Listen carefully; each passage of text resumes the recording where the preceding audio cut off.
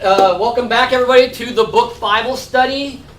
Just a reminder, and I know some people are new today. If you're watching online, you can participate in the room. This is also very participatory.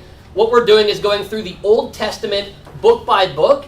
And this whole study, I started back in 2020, 4 years ago. Been going chapter by chapter, and it's all about God's Word as one story through one family.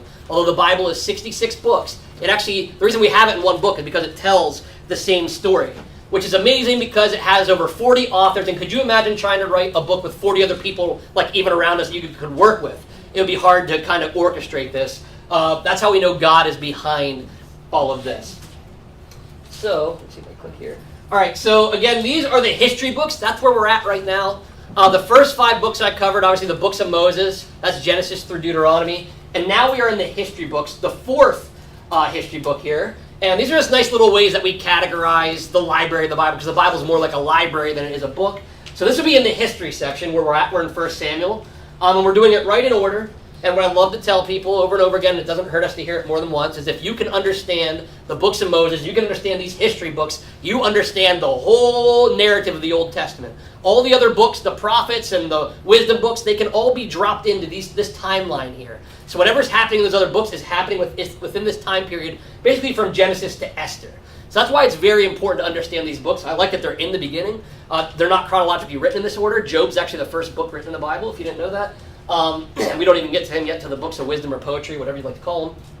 But this is where we're at now. So Joshua was the one that took over after Moses. After him came the Judges, period of the Judges. And Ruth was in the period of the Judges that took place there. And then now we're in 1 Samuel, which has been a shift. In this book, the narrative's starting to shift, because before this, there was Moses, was kind of the first called leader for the nation. Although Abraham, you can start all the way back to Abraham. He's the father of the nation. Moses was kind of a judge. It went to Joshua, and there's always these people God called. They weren't a kingdom. But this is where it transitions from the time of the judges into the time of the kingdom of God, which, spoiler alert, if you haven't read before, which I'm sure you have, it doesn't end well for the kingdom, and there's only 3 kings for the United Kingdom, and we're talking about the first 2 already, so it wasn't that great. But that's where it's kind of at, and we're in 1 Samuel, 2 Samuel will be after this, but it's really, remember, one scroll. It's really the scroll of Samuel, the scroll of Kings, and the scroll of Chronicles. We break them up because it's better for our brains to categorize them. It doesn't hurt anything at all. But these, when it says first and second, between those, it's really just one book split into 2 there. So just to recap really quick, near the end of 1 Samuel, where we've been for everybody, the reason I started at 1 Samuel 19, because this is where our narrative really picks up. Remember, the book starts with like the birth of Samuel and Eli and all that, and it's really great because you need that to understand that Samuel was the last judge, but also the first prophet. So he's a transitional person that God chose. But now we're getting into the part of the kingdom. Saul's already become king. We already know that they rejected Samuel's sons, right? And that's what they said that the reason was, but they really just wanted to, have their own king and do their own thing. Saul became king, and David got anointed because Saul screwed up a couple times, right? And this is kind of where we're going to lead off here. 1 Samuel 19, Saul tried to kill David. He had an evil spirit tormenting him, if you remember. And David, he's really kind of envious of David, because David is a warrior, and people were chanting songs like, Saul's killed his 1,000, but David 10,000. And that was disrespectful to him because he was the king and he wanted all the glory. Saul's a very prideful person. We all have a little bit of Saul in us, unfortunately. Pride is the root of all sin, by the way. And you can see Saul's coming out here. He actually is trying to kill David, who is very innocent. Then we learned about how David, he wasn't perfect, and it wasn't only the Bathsheba thing. He sinned a lot, just like any of us do. He lied and ended up getting a king killed. Remember, he lied about being sent for the holy bread, and they ate the bread. Jesus references that later in the Bible, by the way. But then he was fleeing from Saul. That's why he had to eat the bread. They didn't have any food. He's running away from Saul. This is where his fugitive years are beginning. And he goes to this cave of Adullam. And remember, he got a group of about 400 guys. Basically, society wasn't working out for them. And they were kind of like, a group here that kind of a ragtag band of people that were going to make David their leader. So David's an unofficial leader of the kingdom. He's not really, although he's going to be king, and we know that, and even he knows that, he's not yet. And he's on the run, living like a fugitive. But now he has a gang of guys that are saying, hey, we're going to be with you. It's kind of like the coup in a way, except it's not a coup. Because coups, just like we've seen one recently, they try to take over with force. David's not doing that at all. God's doing all of it for him. So but this is going to be his little band of brothers, so to speak. And they meet at the cave of Adullam. Then we learned that Saul killed all the priests at Nob. for helping David. And remember, they were lied to. Ahimelech was lied to. David said he was sent by Saul, but he wasn't. So he got killed. That was pretty dishonorable of David. Ended up getting somebody murdered. So remember, your sins can affect other people. That's exactly what happened right here. David's sin got somebody killed. That can really happen. Sin kills people all the time. Then we learned that David, although he's on the run, you can see he has the heart of a king, and he saved the city of Keilah, even though that was Saul's job. He was the king of Israel. He should have been the one bringing the army out. But David is a warrior. He wants to do God's work. He knew the people of Keilah need saved, and he did that there. Remember, he asked God twice. Once to make sure he was supposed to do it. The other time he asked was for his guys. They were a little bit afraid. And why wouldn't you be? You were inexperienced. They didn't go to any boot camps or anything. They had no idea what war was. And they're going to have to go. There's 400 of them. Ends up becoming 600. But remember, Saul had thousands. So really lopsided. And those thousands were trained professional warriors, right? So, but God delivers them. They go and save the city. But Saul pursued David, which, remember, is really interesting because an enemy's attacking Keilah, and Saul's not worried about them as much as he's worried about David, a fellow Israelite who's for God and has done nothing wrong to him. So Saul, you can again just see he is really out of whack. Whether it was the evil spirit, his own pride, probably a mix of both. He thinks David's the enemy. And this can happen all the time where you can be misguided as who's the enemy. And remember what the Bible says in Ephesians? They didn't have Ephesians, but they knew the truth of it, Ephesians 6, that we're not fighting against humans. If you think a human is your enemy, that's a lie, because there's a spiritual force behind them. And really, everybody who's a human who's alive, we should be trying to win for Christ and not considering them enemies. This is good evidence of it here. So Saul heard about where David was going. Remember, he couldn't find him, but Jonathan knew right where he was. We don't know how, but he did. And Jonathan got to meet with David. It was the last time David saw his best friend, Jonathan. And then we learned it was 3 weeks ago now, because we had to take a little break there. But the last chapter we did, 1 Samuel 24, which is going to lead right into our story here. Remember that they were hiding out in the cave, and just so happened that Saul was going to the bathroom, basically relieving himself.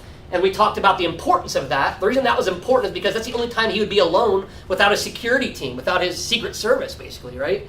So he was alone here, and it was David's chance to kill him. They were hiding in these caves. Saul had no idea. You can see the divine providence, right? He had no idea. He's looking for David, has no idea he chose the cave there just to go to the bathroom in. And we saw that David cut away the robe to show that he could have killed him but didn't. And then we see David basically risk his life and say, hey, I could have killed you. I'm right here. I know you're looking for me. But then he reminds him, I didn't do anything to you. I'm not chasing you. Who's told you I'm your enemy? I haven't done anything to you, Saul.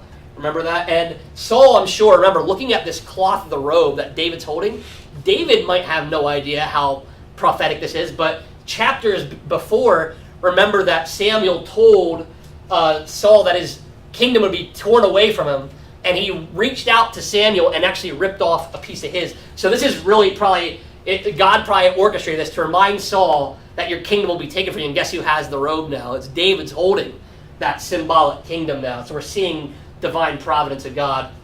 And Saul responds actually in a pretty decent way. So maybe, he came to his senses.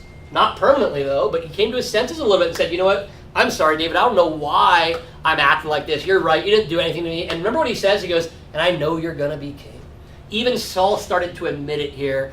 And we talked about how, David was in the right. He could have came out with him nasty, like, who do you think you are attacking me? I haven't done anything to you. But instead he did it in a nice, gentle way, which Proverbs tells us to do too. And the whole Bible kind of talks about being gentle with the truth, telling the truth. But there's a time to be sharp, but most of the time you can be gentle, right? And it works here for David. He did some good PR there, and it worked out. And Saul, it says Saul went back home, but remember how it ended, the chapter ended.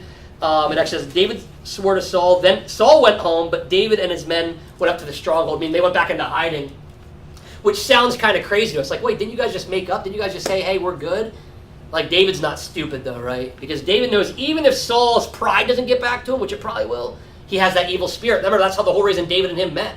The whole reason David met him is because he needed somebody to help the spirit, and David could play music really well. He had really good jam sessions for him, and it chased the spirits away. So David, you can see, knows his true character, makes a wise choice. He doesn't trust him, right? And he was wise for that, and we know.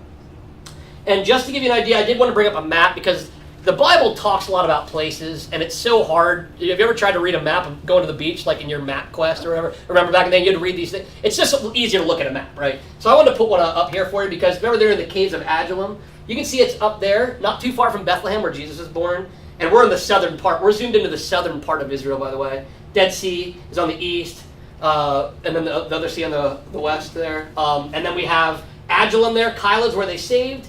And then you can see Ziph and Maon. That's where he's been kind of hiding out. There was En-Gedi where the caves were. And Carmel is going to come up in today's story. So I just want to give you a visual of where this is at. So, with everything going on, you can kind of look at a map today and know what was going on even back then. So I just want to list that map there to be helpful. So now what we'll do is we're going to go ahead and dive right into 1 Samuel 25. We'll go ahead and read it verse by verse and then go back and break it down. So let's go ahead and read this verse by verse. It starts out by saying, "Now Samuel died, and all Israel assembled and mourned for him, and they buried him in the house at Ramah. Then David rose and went down to the wilderness of Paran. And there was a man in Maon whose business was in Carmel. The man was very rich. He had 3,000 sheep and 1,000 goats. He was shearing his sheep in Carmel. Now the name of the man was Nabal, and the name of his wife Abigail. The woman was discerning and beautiful, but the man was harsh and badly behaved. He was a Calebite. David heard in the wilderness that Nabal was shearing his sheep. So David sent 10 young men, and David said to the young men, 'Go up to Carmel, and go to Nabal and greet him in my name, and thus you shall greet him. Peace be to you, and peace be to your house, and peace be to all that you have. I hear that you have shearers. Now your shepherds have been with us, and we did them no harm. And they missed nothing all the time they were in Carmel. Ask your young men, and they will tell you.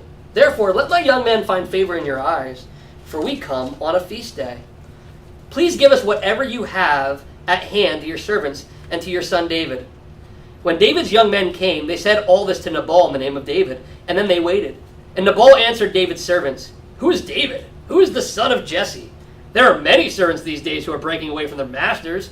Shall I take my bread and my water and my meat that I have killed for my shears and give it to men who come from I do not know where?' So David's young men turned away and came back and told him all this. And David said to his men, 'Every man strap on his sword.' And every man of them strapped on his sword. David also strapped on his sword, and about 400 men went up after David, while 200 remained with the baggage. But one of the young men told Abigail, Nabal's wife, 'Behold, David sent messengers out of the wilderness to greet our master, and he railed at them. Yet the men were very good to us, and we suffered no harm, and we did not miss anything when we were in the fields, as long as we went with them. They were a wall to us both by night and by day, all the while we were with them keeping the sheep. Now therefore know this, and consider what you should do, for harm is determined against our master and against all his house, and he is such a worthless man that one cannot speak to him.' Then Abigail made haste and took 200 loaves, and 2 skins of wine, and 5 sheep already prepared, and 5 seahs of parched grain, and 100 clusters of raisins, and 200 cakes of figs, and laid them on donkeys. And she said to her young men, 'Go on before me, behold, I come after you.' But she did not tell her husband Nabal. And as she rode on the donkey and came down under cover of the mountain, behold, David and his men came down toward her, and she met them. Now David had said, 'Surely in vain have I guarded all that this fellow has in the wilderness, so that nothing was missed of all that belonged to him, and he has returned me evil for good. God, do so to the enemies of David, and more also, if by morning I leave so much as one male of all who belong to him.' When Abigail saw David, she hurried and got down from the donkey and fell before David on her face and bowed to the ground. She fell at his feet and said, 'On me alone, my lord, be the guilt. Please let your servant speak in your ears and hear the words of your servant. Let not my lord regard this worthless fellow Nabal, for as his name is, so is he. Nabal is his name, and folly is with him. But I, your servant, do not see the young men of my lord whom you send. Now then, my lord, as the Lord lives and as your soul lives, because the Lord has restrained you from blood guilt and from saving with your own hand, now then let your enemies and those who seek to do evil to my lord be as Nabal. And now let this present that your servant has brought to my lord be given to the young men who followed my lord. Please forgive the trespass of your servant, for the Lord will certainly make my lord a sure house, because my lord is fighting the battles of the Lord, and evil shall not be found in you so long as you live. If men rise up to pursue you and to seek your life, and the life of my lord shall be bound in the bundle of the living in the care of the Lord your God. And the lives of your enemies he shall sling out as from the hollow of a sling. And when the Lord has done to my lord according to all the good that he has spoken concerning you and has appointed you prince over Israel, my lord shall have no cause of grief or pangs of conscience for having shed blood without cause or for my lord, working salvation himself. And when the Lord has dealt well with my lord, then remember your servant. And David said to Abigail, "Blessed be the Lord, the God of Israel, who sent you this day to meet me. Blessed be your discretion, and blessed be you who have kept me in this day from blood guilt and from working salvation with my own hand. For as surely as the Lord, the God of Israel, lives, who has restrained me from hurting you, unless you had hurried and come to meet me, truly by morning there had not been left in Nabal so much as one male." Then David received from her hand what she had brought him. And he said to her, "Go up in peace to your house. See, I have obeyed your voice, and I have granted your petition." And Abigail came to Nabal, and behold, he was holding a feast in his house, like the feast of a king. And Nabal's heart was merry with him, for he was very drunk. So she told him nothing at all until the morning light. In the morning, when the wine had gone out of Nabal, his wife told him these things, and his heart died within him, and he became as a stone. And about 10 days later, the Lord struck Nabal, and he died. When David heard that Nabal was dead, he said, "Blessed be the Lord, who has avenged the insult I received at the hand of Nabal, and has kept back his servant from wrongdoing. The Lord has returned the evil of Nabal on his own head." Then David sent and spoke to Abigail to take her as his wife. When the servants of David came to Abigail at Carmel, they said to her, "David has sent us to you to take you to him as his wife." And she rose and bowed with her face to the ground and said, "Behold, your handmaid is a servant to wash the feet of the servants, my lord." And Abigail hurried and rose and mounted a donkey, and her 5 young women attended her. She followed the messengers of David and became his wife. David also took Ahinoam of Jezreel, and both of them became his wives. Saul had given Michal, his daughter, David's wife, to Palti, the son of Laish, who was of Galium. Okay, that chapter starts and ends in completely different areas, and we're gonna get into all that. But let's go ahead and just jump down and start breaking this down. So the first section we'll break down is the first 13 verses, which we have the death of Samuel and then David and Nabal's conflict. So first off, if you notice, the first verse is kind of separated from the rest of the story, but it is important. It says, "Now Samuel died, and all Israel assembled and mourned for him." And they went to Ramah. So remember on that map, Ramah was up there in the north there. That's where Samuel was. You remember that's where David went to find Samuel. And Samuel had died. So what's really interesting is you can tie this to, remember how the last chapter ended. Saul has now accepted that David's going to be king. Remember, that was a prophecy from Samuel. So it's almost as if, I'm using conjecture, but it seems to be that God's prophecy had been fulfilled. Saul's finally acknowledging that prophecy, and it come full circle now, and Samuel's almost done his job, and the Lord takes him here. So I think there's no coincidence here that his death is listed right after Saul admits to the prophecy that he's kind of been trying, he's known, but he's been trying to physically evade it, and you can't escape God's plan. So that's kind of why it starts out like, well, why are we talking about Samuel's death here? But it has to say it somewhere, I guess. But I think that's the significance of why it was included right there.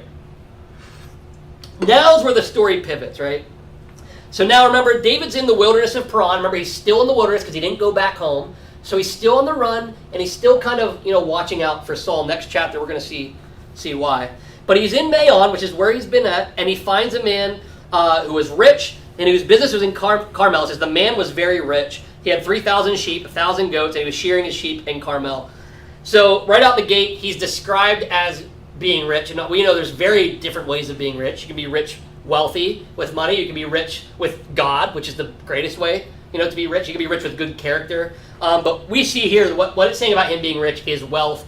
He has a lot of sheep, and that leads right into the story here, because this story is taking place at the harvest time for sheep shearing. And that's what's happening at Carmel. That's where his business at. Business is popping at Carmel here. And that's why we learn about him right here, being rich, because that's going to tie into the story of what's going on. And his name here is Nabal. And Nabal, if you translate it, it just basically means the fool, right? And man, what kind of mom would name your kid Nabal, right? But whether he was named that or whether he was nicknamed that, we don't know. But his name definitely means a fool. And later on, even Abigail's wife says he lives right up to that. And then look at this. So he's this rich man, Nabal, and then we learn about his wife Abigail right out of the gate, because this is going to be important to the story. And Abigail is described as what? The woman, I love what was first. Discerning and beautiful. Not beautiful and discerning like the world would say, well, she's beautiful and also has really good character. Starts out saying, hey, she is wise. It's a wise woman. By the way, she's beautiful. And what's interesting, it's really weird how God works, by the way. Did you know there's only 3 women in the Bible that are called beautiful with this term that she gets? One of them's Esther, which we didn't get to yet. And the other one, ironically, we mentioned this morning, Pastor Brad did. The only other person to ever be called beautiful is Rachel. And Genesis 29, and we read that this morning. So we're reading today about 2 of the women that are called beautiful in the Bible. So she is very attractive. The Bible doesn't usually say that about women, but I love that the first thing they tell us is she's pretty wise. She's very discerning. She knows how to, listen to the Lord of what to do, basically.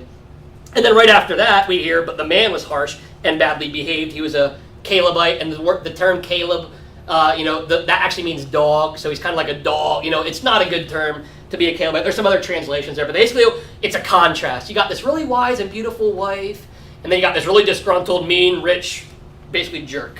Right? That's really what he is. So they painted the picture right out the gate. We're painting the picture here of what's about to take place. So David's in the wilderness, and he heard, it says, that Nabal was shearing his sheep. So word went round, and he heard that he was shearing his sheep. So he sends 10 young men. And in the story here, as we were reading, we found out that he's sending them, and in his request, he's saying that, hey, we protected your shepherds, we protected your sheep, right? So that's why he's going to request this. Now, at first glance, we could say, well, we didn't read about some contract, so wow, is David kind of being greedy? Like, hey, kind of like the people, like, has anybody ever been to the city where the guy washes your windshield and then says, hey, I need the money? Like, oh, I didn't sign any contract. Thanks for cleaning it, but I didn't ask you to, because I ain't got money for you. It almost looks like that, maybe, except I don't think it was, because what was going on back then, sheep shearing, first off, he's wealthy, so he has a lot of sheep shearing, there's a lot of money coming in. But also in the time of the harvest of the sheep shearing, it was known for a lot of times people to be generous. It was a time, that's why there's a feast. Later on we read about a feast. It was a time of feasting during the harvest, and it was a time of plenty, which is why he probably gets into a party later on. There's a lot of money coming in. It's really good business. Sales are at an all-time high, and this is kind of what's going on. But the reason David's doing this, what you don't know the context of, by just reading it straight through, is that, remember, the Philistines are still in the area. The Philistines are very close, and it was back then, in this time period, the Philistines would have done these little, ambushes and attacks on shepherds. So it's not like David didn't do nothing, right? There very well could have been other shepherds in fields that where their sheep were stolen, they were killed, whatever, because the Philistines were around. So there's good reason to believe that Nabal's men needed the help, and David doesn't even ask for payment until, what's really nice is now it's the harvest. He didn't ask him ahead of time, hey, I want my money up front. He's actually even being generous, saying, hey, I didn't even make you put anything down. I waited, I just saw your sales come in. Hey, do you mind paying us? We kept everybody safe. Later on it says they kept a wall around them. What that means is basically protected them as if walls of a city protect you. So I don't think by any means David's doing a switcheroo like, hey, I washed your windshield, give me my money. It's nothing like that. There was probably some kind of agreement, and it was very necessary. And you see later in the story, the men were really thankful. Because imagine being a shepherd. Shepherds, David's one of the few that is known to be a warrior. It's a shepherd. They're usually not the warrior type. And remember, he didn't fight with a sword. That was too much for him. He did it with a sling. It's also referenced later. So shepherds needed a lot of protecting. While they're protecting sheep, they don't need their own shepherd, which is cool because, in a way, that's a pastor. Pastor list means shepherd, by the way. So it's really interesting, all these things we can draw from here. But you could be sure enough that David provided a real service. So imagine, it's not as bad, but I keep using because there's wars going on. It's just easy to use today. Imagine if you went over to, Gaza. You'd probably want a security team, right? If you had to walk through, right? So it's the same kind of thing. It was probably very welcomed by the guys, knowing, and the guy's wealthy. He had what David and his men will need that he's going to ask for. But first, what does he do? He doesn't actually say, hey, give me my money, right? David's really good with his words.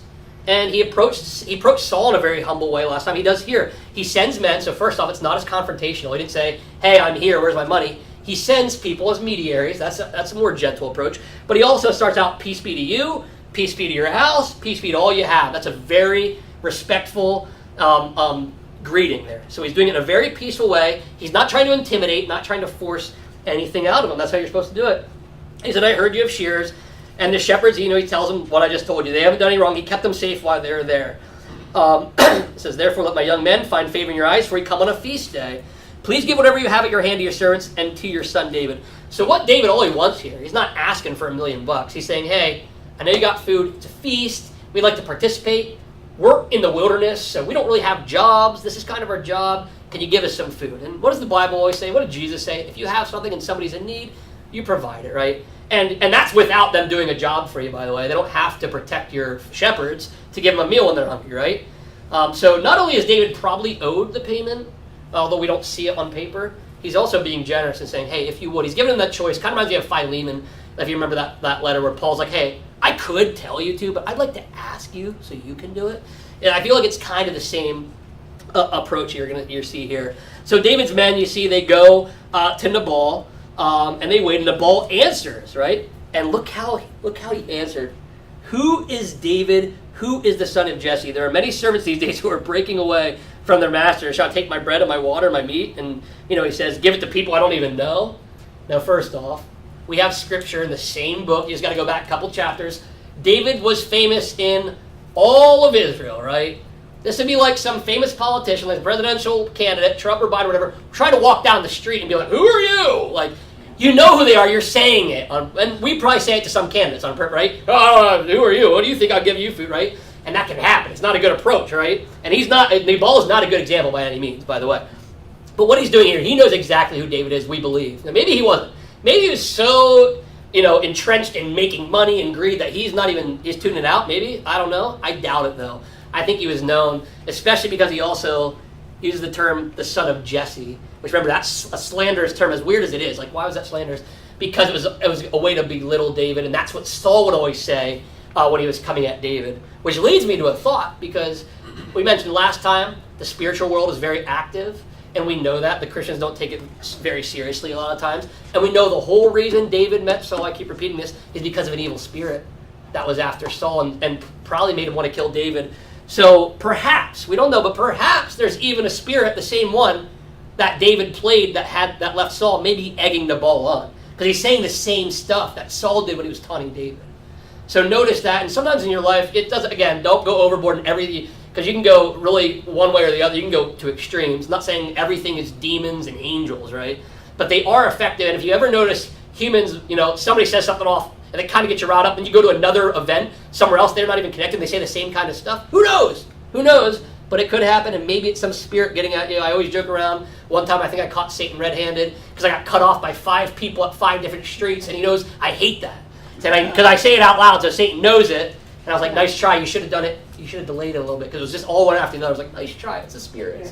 It could just be me again. I don't really know, but I use an example because you notice Nabal's at least what the Bible's showing us. Nabal has some tendencies that Saul had to not be very nice to David, basically. And then to make it worse, he not only degrades him. Remember, David's the king, and everybody kind of knows it in Israel. He now calls him kind of like a slave, a runaway slave. Like, get back to your master. Who do I know? You might even, now he's degrading, I don't know who you are. You could be some slave runaway, right? So he's really belittling David when, all he had to do is just, honestly, this chapter would be a lot short. Probably wouldn't even be in the book. Actually, I doubt this chapter would even be in the book if he would have just said, here's some food, and here's some wine, and here's some figs. And I don't think this would be written. But we're learning something from how he treated David. So, he asked, can I get my bread and my water? Which he should have. He had extra. But, and some people, that some business people who have the most money are the stingiest people sometimes. And you can see Nabal is kind of like that. There's wealthy people who are very generous that the Lord calls. And there's ones that are very stingy who won't pay people to, do something because they didn't do it right when they have millions of dollars in the bank. So you can see Nabal is kind of one of those guys. So David's men, they turn away and they tell, David said to his men, every man strap on his sword. All right, David didn't really do the right thing here, okay? It sounds like, you might want to, hey, he deserves it, but I don't know. I don't think we're supposed to handle it like that. And maybe David, I don't know, maybe would have handled it in court back then, would have panned out. But I don't think David, and we're going to learn through the story, that David probably didn't take it the right way, but shouldn't he also know, remember, he's not even picking a fight with just some guy. He's picking a fight with, one of the greatest warriors right now in Israel. Just took out Goliath. So probably the wrong guy to talk smack to, right? I surely hope he didn't know who David was, because otherwise, but remember, he's a fool. Nabal is a fool, so makes sense that he'd do these stupid things, right? So he's talking trash to, the greatest warrior in Israel, and David does what, people can do, and when they're angry, and he grabs swords, says, everybody grab swords, we're going to kill them all. We're wiping them all out, and poor guy, I always feel bad, he's going to kill all the men. Could you imagine, we learn later that one of them goes to Abigail, but could you imagine, being just Nabal's servant because you needed a job, so you're working at Nabal's house, and then you're going to get killed because your boss is an idiot, right? And that's really kind of what was about to happen. David, settle down, man, settle down. It's just, But, so you can see it gets a lot out of hand, and this is just sinful man with sinful man. Remember, David's not perfect. We know that. Bathsheba is just one example. I keep saying that. There's plenty of examples of this. So they get strapped with their swords, right? And about 400 men went up with David while 200 stayed. So 200 are going to guard their stuff, their bags, and 400 are going to war because he had 600 men, remember, in his army. Now this is where Abigail steps in. Remember how she was described, first wise, then beautiful, right? And we're going to see it right here played out. But one of the young men told Abigail, Nabal's wife, by the way, the young man here is not one of David's young men. It is Nabal's based on context. So Nabal, one of his servants, says, "Behold, David sent messengers out of the wilderness to greet our master, and he railed at them. Man, yet the men were very good to us." And he goes on, we read it earlier. They were a wall around them night and day. That means they could sleep. Like, we take it for granted, by the way. We go at home, we get in beds, we lock our doors, and we lay in bed. We don't ever think. Every once in a while you get a thought about an intruder, and you make sure your gun's wherever, right? But often you don't. We're back then. I mean, every night you could be killed. There were no locked doors. And just imagine, we're safe over here in America. Imagine if the enemies could just come into, Sunbury, Shamokin at any time. They hated us, like America, and could kill us. So it's very scary. So the fact that they kept them night and day shows they were doing them a really big favor, because not many people slept so soundly back then because of all the chaos that's going on. So he goes on and says, "Hey, they were really good for us," and he basically fills Abigail in. He runs back because he knows this is not good. He's like, "Abigail, your husband, he did it again. He's being a jerk." And David's men were really helpful. It was true. I heard everything. David was right. They helped us, and your husband's really screwing it up. I don't know why he railed at them. He railed at them, right? "Now therefore know this and consider what you should do, for harm is determined against our master and against all his house." They weren't stupid either. They heard. He heard. That guy heard, "Oh, I'm going to die now. Abigail, you're the only one. You're the only one." For some reason he thinks, Abigail's the only one. Probably why? Because she is wise. She's discerning. And that's why I love right here, right in order. We're not going to learn that she's beautiful first. Later we'll learn that David thinks she's beautiful. But first we learn that she's pretty smart, right? So the man goes to her and says, "Hey, you got to help because," and look at what he says, "he is such a worthless man that one cannot speak." Like, listen, he's not going to listen to us. He's such a jerk, such an idiot, so full of himself. He's not going to listen to any of us servants. You have to be the one to do this. So it says, "And Abigail made haste," and look at all this food. It's a feast. 200 loaves, you got wine, you got sheep there, you got grain, raisins, cakes of figs, and she puts them on the donkeys. And she said to her young men, "Go on before me, behold, I come after you." But she did not tell her husband Nabal. So right here, Abigail, again, makes haste. Why would she make haste? Well, because she knows David's on his way. The guy just heard all this stuff. And he knows that David's going to respond in a way that's not going to be helpful, right? So Abigail is wise, and she hurries. And I love details in the Bible that you, until you stop and think about it, it kind of go by you. Think about how crazy it is that Abigail, because we're kind of used to having pantries, just go grab some cans off the shelf and a loaf of bread and whatever, and go to the market. They didn't have it like that back then. So the fact that she could just go in haste and grab this wine and these loaves means there was an abundance, means Nabal was really rich, which is all the more reason why he should have just gave him some loaves of bread and said, whatever, just take it, I'll have plenty. I made way more than that. I made millions of dollars. I can give you $50 to $150 worth of stuff or whatever it would end up costing him. Who knows? It'd probably be more than that, but you get the idea. He was very wealthy because Abigail was able to grab it in haste, have everything locked and loaded. So they have a lot. And she sent them on before her, which is good. And later we learned that it was good that she went before because David was angry. Who knows what he would have done, right? She sends this intermediary in between her. But notice it says she did not tell her husband Nabal. Now some people say this is the one place where Abigail's not perfect either. She screws up. Technically, she's being prudent. She probably knows how it's going to go. Technically, she probably told her husband, "Hey, I'm going to go see this other guy and make this deal." But she probably also, in her wisdom, knows he's an idiot, right? He's a fool. So, I don't know. I can't blame Abigail. I probably would have done the same thing, honestly. But, so here she goes. She's like, "I'm not telling him. I'm just going to go fix this." And she does fix it, by the way. So he did not tell her. And as she rode on the donkey and came down under cover of the mountain, behold, David and his men came down toward her, and she met them. So it's really interesting. The way it was hilly over there, kind of like, when you're driving up over a hill and you can't see the other car until it gets to the top. Kind of how she was. There were so many hills that she was almost like she was hiding. As she was walking, she was hidden from David. So just in case there's any danger, she could head out. And she's kind of hidden. She comes up, and David and his men came down toward her, and she meets them, right? So she now sees them. She approaches. Now David had said, "Surely in vain have I guarded all that this fellow has in the wilderness, and nothing was missed." So he's basically going to say, I was good to him, and what did he say? "He returned me evil for good. God, do so to the enemies of David, and more also, if by morning I leave so much as one male." So David, basically, he's hot under the collar still. He's probably red-faced, says, "I'm going to kill them all." He's still raging, and maybe foaming at the mouth like he was in Gath. I don't know. But he was probably really, really, angry here. So when Abigail saw David, she hurried, got down from the donkey, and fell before David on her face and bowed to the ground. So Abigail, wise again, she knows public relations. She knows how to be gentle and an ambassador. Just like David. This is actually, remember, last chapter, David does this to Saul. He comes out and he kind of bows down. It's a sign of reverence. It's kind of, submission, right? Submission and showing that she's honored. So it's a very honoring, respectful way. Again, Nabal could have done everything Abigail done, and this chapter wouldn't have been written, most likely. So you can see she approaches it the right way, falls at his feet, and look what she says. On me alone, my Lord, be the guilt. Please let your servant speak in your ears and hear the words of your servant. Let not my Lord regard this worthless fellow Nabal, for as his name is, so is he. Nabal is his name, and folly is with him. But I, your servant, did not see the young men of my Lord, whom you sent. So I'll just stop right there. So she falls at his feet, basically says, I love this, because you remember, you can always see the gospel. Even if Jesus isn't directly in here, and he didn't do a angel of the Lord appearance, which he does sometimes. But you see here, she's like an intermediary, like Jesus is for us. She comes down and says, hey. And again, it kind of again reminds me of Paul again and Philemon. Charge to his account, charge it to my account. I'll take it on, right? So she's doing that intermediary. She's pleading for her husband, taking on his debt. So you can see the gospel message built right into there. However, it's not really a perfect thing, because then she's being honest, but again, in a way, we have to be honest about Abigail. She's not perfect. We don't want to let anybody go through the Bible looking perfect. She basically badmouths her husband to another guy. Probably not a Christian thing to do, right? I know Jesus is around there, but not a godly thing to do. Although, she's right. Maybe could have done it in a better way. But she might be, she's wise. Maybe she's using her PR skills and saying, hey, he'll really, if I let David know I'm on his side, But there's also some other, maybe, sin going on we'll get to here in a little bit, too.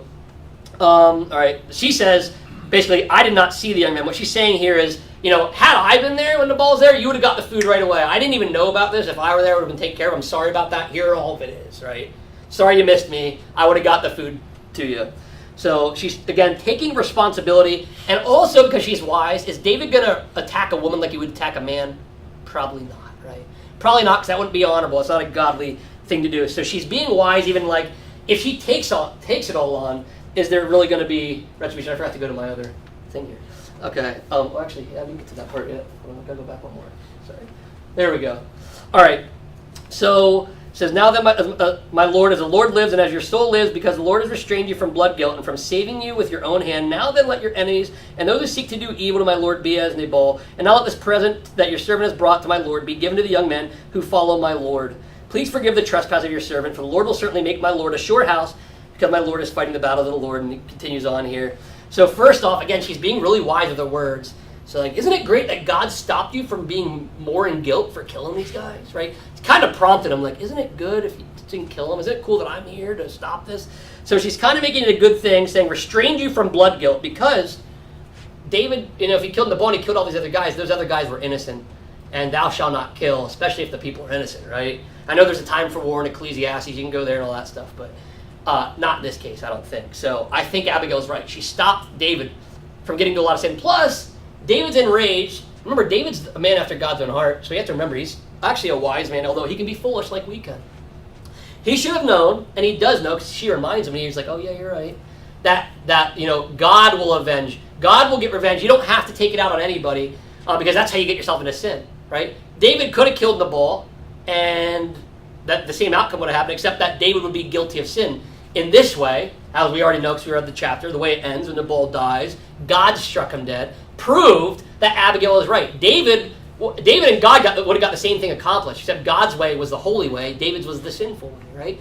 And Abigail here, in her wisdom and her discernment, prevents him and even talks him into it, because she knows he's a godly man, right? And also, again, I love that they really didn't have the book of Proverbs, but you can see all this stuff lived out. Remember the book of Proverbs says hey, if you give somebody a gift, it will do really well for you, right? It does say that. And she comes with gifts, and not only for just David, she's showing him, I'm not trying to buy you off. I'm giving you what you deserve, but gifts, when you come with gifts, it does help, right? And she's giving to the men, saying, I'm going to provide here. So she's, remember, hey, you're staying out of sin, and don't forget, I'm going to give you everything. We're going to, fulfill the contract, right? So she's going about it multiple ways, pretty wise in my opinion here. So if the men rise up to pursue you, seek your life, she says, the life of my Lord shall be bound in the bundle of the living in the care of the Lord your God, and the lives of your enemies he shall sling out as from the hollow of a sling. So now Abigail's really smart. This is why she's so discerning, because again, not only did she stop him from sinning, not only did she bring gifts, she's also given him a little shout out to the time he killed Goliath, right? Hey, it'll be like a rock in a sling, right? like you could take down a giant or something, right? So she's really really caressing his ego, kind of, right? She's hitting every angle, so if this one doesn't work, this one will, right? So Abigail is hitting him from all sides, and I can imagine the red has already gone from David. He's feeling pretty good now. His head's back in the right spot, right? And Abigail is the wise woman that helped him get there. And then it gets even better. And when the Lord has done to my Lord according to all the good that he has spoken concerning you and has appointed you prince over Israel, my Lord shall have no cause of grief or pain. It's like, hey, and don't forget, not only that, remember, you're going to be the king. So she just keeps painting this picture.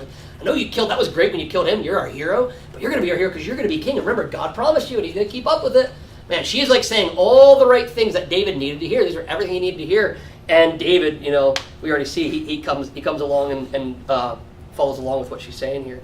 But it did say here, he would be working out salvation himself, which I think is a really interesting play on things because the whole Bible is about having faith and you can't work out your salvation through the Lord. This one means he was working out a salvation by, what it was saying here is, you were going to try to work this whole situation out with your own hands, David, rather than letting the Lord work out your salvation, which exactly, again, is the gospel message, right? Hey, you're screwing up because you're trying to do it all yourself. You got to have the Lord do it for you, right? The Lord, you have to have faith in the Lord. So I think the wording is really interesting there because it's really double-edged to us who know who Christ is. They didn't know Christ back then in the fullest form as we do.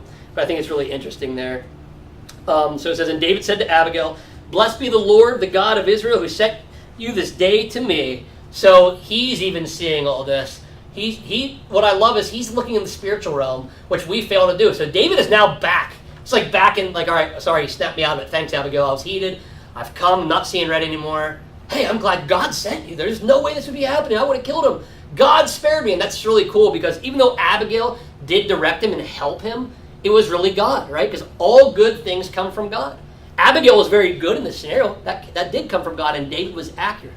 And you can see how this all worked out in his favor. It was very divinely appointed because Nabal dies either way, right? But by Abigail stepping in, she spared his innocent servants and his household. They, I don't think, died. Nabal definitely dies, but doesn't say anything about them dying. So you can see there was an outcome here, but David attributes it to the Lord in a correct way. So David is now speaking wisely again. Blessed be your discretion. Look at that right there. He's saying your wisdom. I'm so glad. Blessed be you and all your wisdom to the Lord. And blessed be you who have kept me this day from blood guilt and from working salvation. Thanks for stopping me from killing somebody. I would have got myself in trouble and been in jail for a while, right?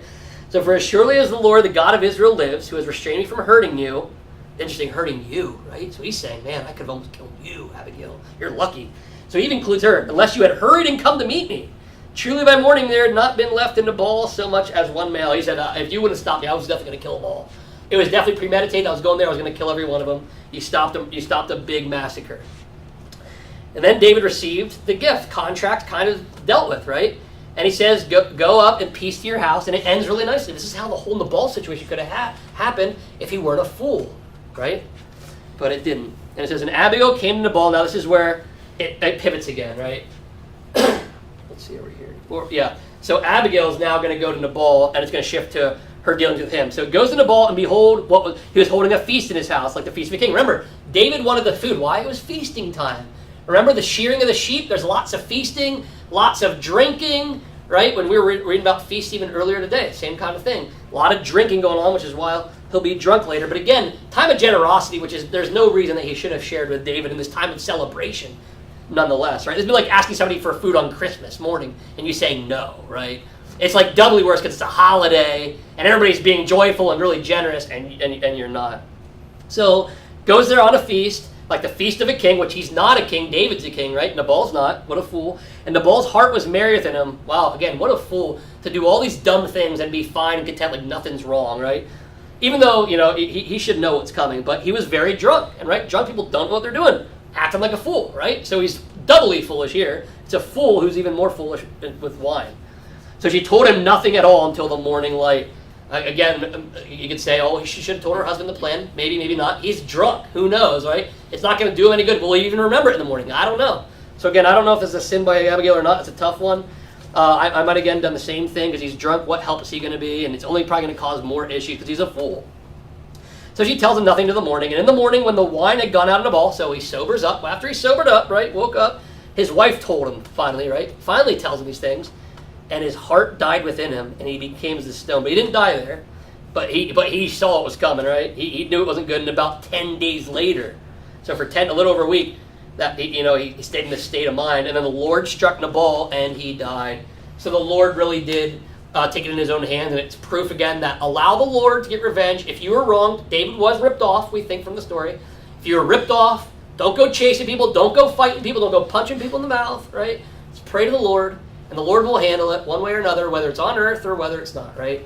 But that's what our confidence needs to be, and that's a big moral of this story. There's a lot of morals in this story, but that seems to be a big overarching theme here. And after he dies, and this is where it gets a little different again. When David heard that Nabal was dead, he said, "Blessed be the Lord who has avenged the insult I received at the hand of Nabal." So he attributes it. He died because he insulted me and was a jerk, right? He's like, God did it because he's an anointed one. Remember, he's the anointed one. So he's talking disrespectful to God's future king. And he's like, that's why God killed him and kept back his servant from wrongdoing. The Lord has returned the evil of Nabal on his own head. See, the Lord avenged him. Then David sent and spoke to Abigail to take her as his wife. Now, the reason I mentioned earlier there might have been a little bit of sin involved in some of this is because if you remember when she came to David, she said, "Remember me," right? She said, "Remember me." What was she? Some people, we don't know this. Some people might have been referring to like, "Hey, I know what's going to happen. God, it's not going to end. My husband's a fool. He's going to die. And when it's over, think of me. Maybe we can get together, right?" It might have been. It's kind of like, "Hey, I'll be single then, and it won't be a sin anymore," right? Right? So it seems to be like there's something going on here because she said remember him, and then he definitely remembered her, right? And we see what happens when he remembered her. Like it's just pretty clear here. So it says here, the Lord returned. All right, so David spoke to Abigail, took her as his wife, and now people are going to get all up in arms. Like at first, maybe it's not a sin. At the end here, it does talk about Michal. If you remember, Michal is the one that was helping David run. Put the fake god in his bed, covered it up so he could escape. And Saul got mad at Michal for defending David. But we learned at the end that Saul gave his wife to Palti. So almost like Saul, as her father, called a divorce without David signing. We'll see in 2 Samuel later on. David was not cool with it. He'll get her back. Spoiler alert, he'll get her back. But so you can make the argument that says, well, if his wife was taken from him, again, I don't think it's great. But he's like, well, I'm going to marry this newly found widow that God, struck her husband dead. And you say, okay, you can kind of make an argument for him there. Like, okay, well, his first wife was gone. It wasn't his doing. He didn't agree to this. But still, the Bible does say if you're married and your spouse is living, you're still married to them whether they think they're divorced or you're not. Whether you get a court paper or not, you're actually really not divorced until they're dead. Otherwise, you live in sin. That's what actually the Bible says in the New Testament. So he should have known that was actually still his wife. And even if you give him a pass here, you don't have to go much further, right? What does it say after he got a wife? When the servants of David came to Abigail, Carmel said to her, David has sent, she gets a wife. She rose and bowed, behold, your handmaid is a servant. And then she gets on her donkey. But then it says, David also took Ahinoam of Jezreel. So now he blows it. All right. All right. He might have had you at first. Like, well, the guy, he lost his wife and it was all legit. It's like, yeah, but then he went and married another one. Now he's just being blatantly sinful, right? And both of them became his wives.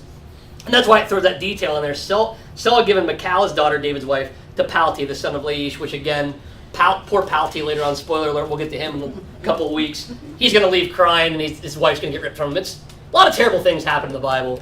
But needless to say, David was not supposed to have multiple wives. And some people will say, well, there's really no commandment in there that said.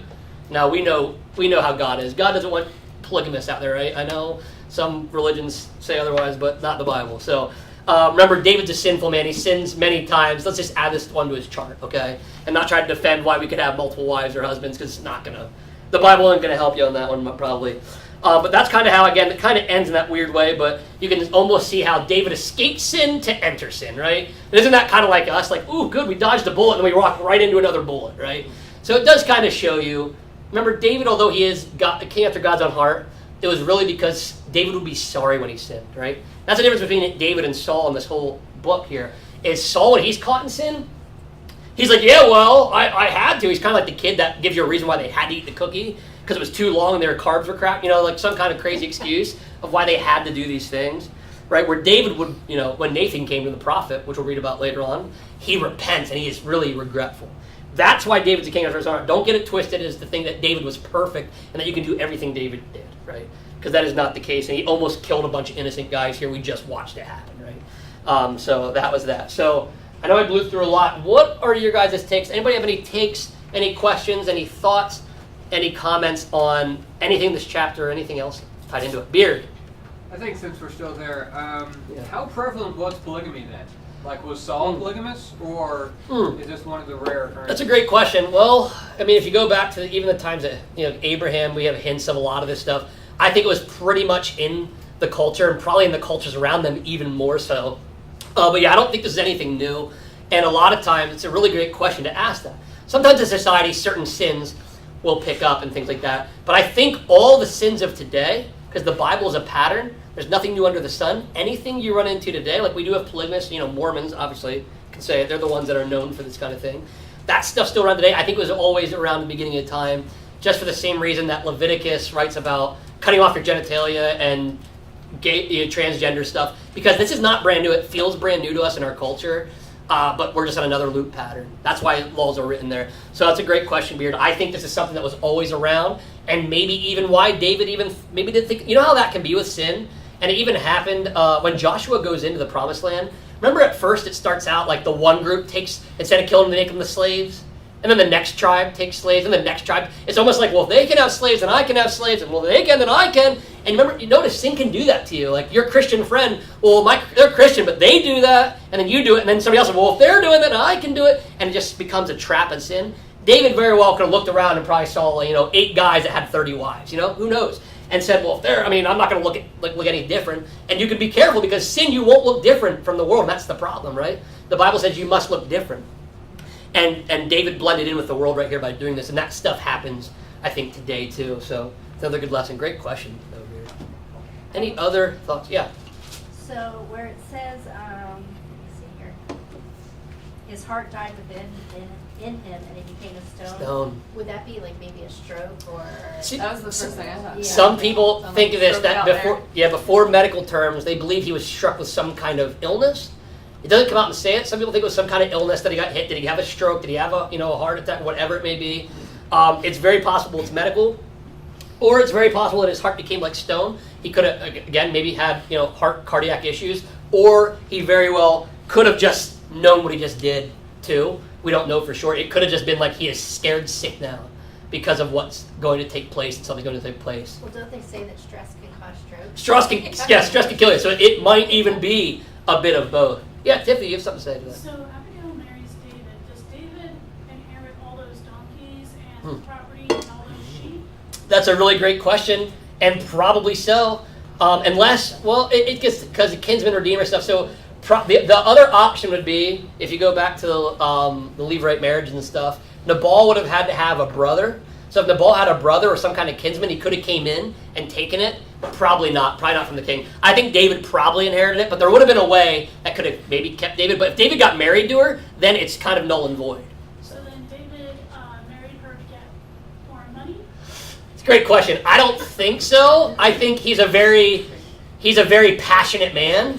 And because the fact that he takes Abigail and the fact that it doesn't stop there, that he starts to other women, I think he had a lust issue maybe. And Bathsheba, I think, gives us a lot of information on that too. Yeah, Pastor Brad, what do you got to say? I was going to comment on 2 things. Yeah, go ahead. That, which is just really fascinating. Yeah. The multiple wives thing. And also just going back to when you read accounts like Genesis that you're familiar with some of the patriarchs having multiple wives, often it could have been, and I'm not surmising, but do you know if Michal ever gave David a son? Because I'm thinking is he trying to marry in order to have a child?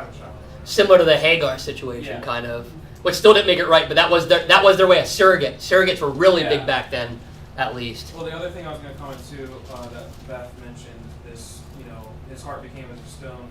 When I've studied this, it could be like a stroke. I've heard it also described as he sunk into depression and then he just died. Or it was poetic or metaphorical that his heart became as a stone because he realized. Or some people even believe that he he had depression and then sunk into a coma. Some people explains. There's a lot of different ways you can take this, medical or metaphorical or whatever. I kind of tend to believe it was almost like a heart attack and like a coma situation. But Right. Especially if he was part And it of does that seem like that, sport. especially because it took 10 days, right? Which is really interesting. Whether it was stress-induced or not. And I know, like, people die of heart attacks over stress all the time. Actually, Eli, in the same book, you can actually go back. Eli dies. You know why he dies? Because he's basically freaking out because he just found out what happened to the ark. And his sons died, and he falls back in his chair and breaks his neck. So, like, you can have heart attacks. People can have heart attacks. You can have whatever. All kinds of things happen. But he definitely dies. We know that. Whether it was a medical issue or stress-related. And it could be one of those things in the Bible. You know, is it medical or is it, is it stress? And it could be both. Sometimes the Bible says it could be both, right? Because are you a sinner or are you a saint? You are both right now, right? Lord willing, we'll be glorified one day, right? The Bible says that. We're being sanctified, so it means we can't be a perfect saint, as in sometimes Catholics talk about sainthood as perfection. We can't be that. We should be getting closer, right? But we can't be that. So it's that kind of, there's not always dichotomies. It can be a little bit of both sometimes. Well, in that culture, they must have many wives, a lot of them. Oh, yes. And that's why it emphasizes an elder or deacon of the church must have only one wife. What? Yeah, very, very good. Exactly. So the New Testament very well clears this up, right? Because if David were around today, we could have taken him right to Timothy or Titus, right? We could have taken him and shown him, like, hey, it says one wife, and exactly right. Probably why it's very clear Paul had to illustrate this, because polygamy, it's around today, technically. Although we don't think it is, it's not as out in the open. It's still around today if you look hard enough. And the internet has everything out there. But I agree. The Bible is very clear that, and remember, some people will do this whole thing. They'll play these little games because they want people to be more perfect in the Bible than they are. They'll say, well, even Abraham couldn't have broke rules because he didn't have the law until it got to Moses, and they weren't accountable until the law came. But even we're reading here, God's law is constant. It's in the thread, the fabric of the universe, right? He just reveals it to us. And you can even see, like I said, the proverb, the fact that she's bringing gifts and this thing. People, if you had God and you were a godly person, you would live according to his law. So I think deep down they knew it was probably a sin too. But I agree. That's a really good point, Bill. The New Testament clears it up pretty quickly that he would have been disqualified as a pastor. He wouldn't have. Think about David would not be able to be a pastor.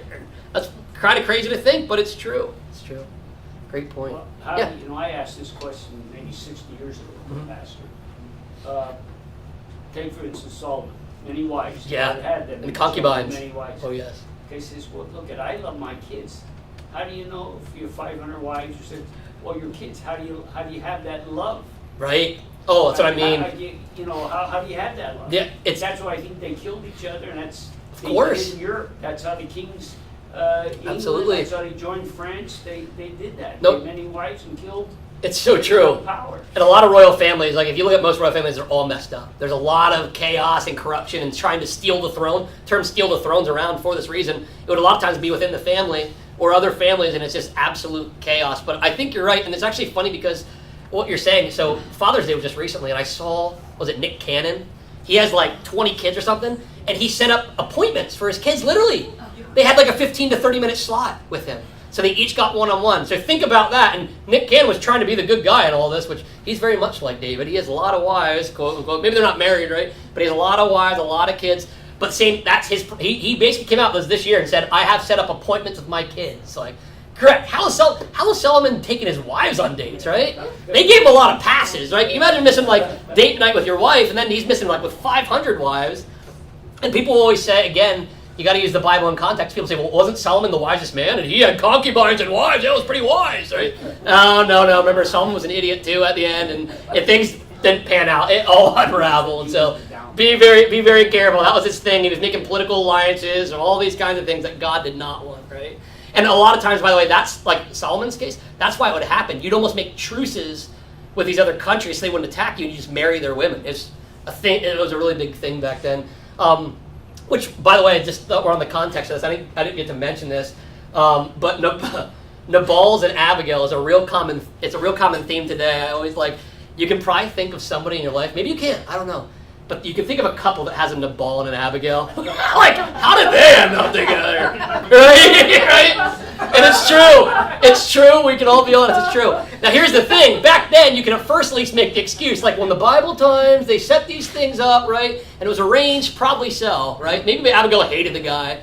But today, how we pick them, like, sometimes don't you wonder, like, oh, that guy's such a jerk. And his wife's so nice and sweet, makes the best cookies. Like what? Right? It does happen though, right? Unlike So- signs and tract. That's exactly right.